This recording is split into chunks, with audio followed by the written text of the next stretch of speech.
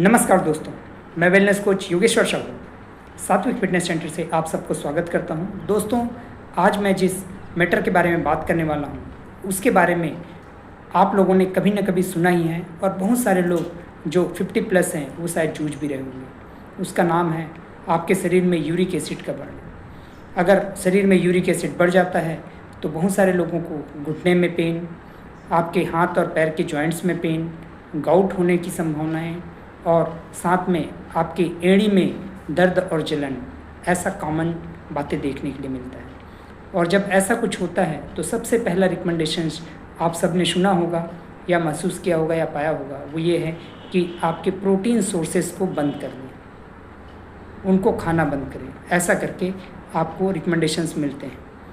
अब यहाँ पे समझते हैं कि क्या प्रोटीन को कम्प्लीटली बंद करना आपके लिए फ़ायदेमंद है या बंद कर देना आपके लिए सॉल्यूशन है। हाँ, कुछ टाइम बीइंग के लिए आप उसको थोड़ा रेस्ट्रिक्ट कर सकते हैं, लेकिन अगर कम्प्लीटली आप साल भर, 6 महीने, 3 महीने ऐसा अगर आप प्रोटीन सोर्सेज बंद करेंगे तो उसके और अलग कॉम्प्लिकेशंस आने वाले हैं। क्योंकि आपके बॉडी को, आप किसी भी उम्र में हो, आपको हेल्दी एमिनो एसिड्स चाहिए ही चाहिए ताकि आपके बॉडी के अलग अलग ऑर्गन्स सुरक्षित रहे और सही तरीके से कार्य कर सकें और आपके मसल्स सही तरीके से रहे। तो सर, क्यों प्रोटीन सोर्सेज को अवॉइड किया जाता है या रिस्ट्रिक्ट किया जाता है अगर यूरिक एसिड बढ़ा? तो उसके पीछे रीज़न ये है कि जब आप प्रोटीन सोर्सेज खाते हैं या प्रोटीन से के कोई भी सोर्सेज का इंटेक करते हैं तो उसमें प्रोटीन के अलावा प्यूरिन भी मिलता है।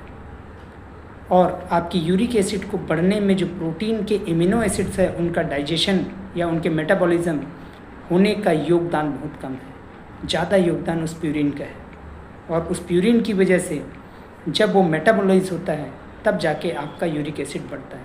तो सर, ये प्यूरिन अलग कर देना चाहिए ना, प्यूरिन हमें नहीं खाना चाहिए। प्यूरिन भी आपके बॉडी के लिए महत्वपूर्ण है। आपका जो जेनेटिक मटेरियल है उस पर इसका बहुत बड़ा रोल है और ये शरीर अपने आप भी बनाते रहता है। जब वो genetic material up and down होते रहते हैं आपके शरीर में, प्रतिदिन कुछ ना कुछ क्रियाएं चलती रहती है, उस क्रियाओं के साथ में वो बनता रहता है। लेकिन जितना आपके शरीर में बनता है उतनी यूरिक एसिड को आपका किडनी यूरिन के थ्रू बाहर पास कर देता है।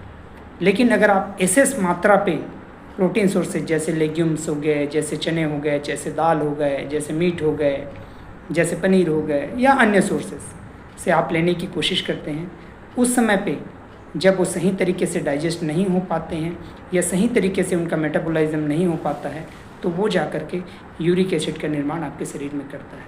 और यही कारण है कि आपको उसका रिकमेंडेशंस मिलता है कि आप उनको कम खाएं। तो क्या इसका कोई और तरीका है कि किसी और तरीके से मैं प्रोटीन ले सकूं और जिसमें प्यूरिन ना हो? हाँ, बिल्कुल है।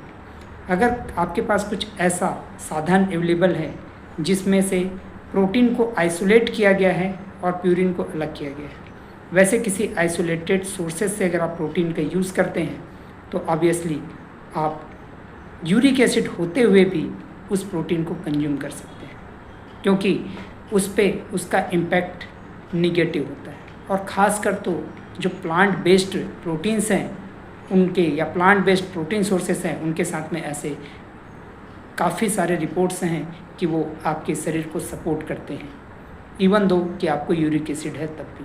और एक बात है, ये सोए आइसोफ्लेविन जो कि आइसोलेट किया जा सकता है, उसके बारे में कई सारे रिसर्च हैं कि वो यूरिक एसिड के बढ़ते हुए लेवल के लिए निगेटिव इम्पैक्ट कर सकता है या उसमें उसका प्रभाव निगेटिव है। अगर यूरिक एसिड बढ़ रहा है तो वो या तो न्यूट्रल है या तो उसका प्रभाव निगेटिव रहता है। तो अगर कहीं आपको ऐसा किसी सोर्सेज से मिलता है जिस पे आप सोए आइसोफ्लेविन को आइसोलेट किया गया है और उससे आइसोलेटेड चीज़ें हैं जिसमें प्यूरिन को आइसोलेट किया गया है, तो आप उस प्रोटीन को कंज्यूम कर सकते हैं। तो ये तो रहा मेरी तरफ से आपके लिए।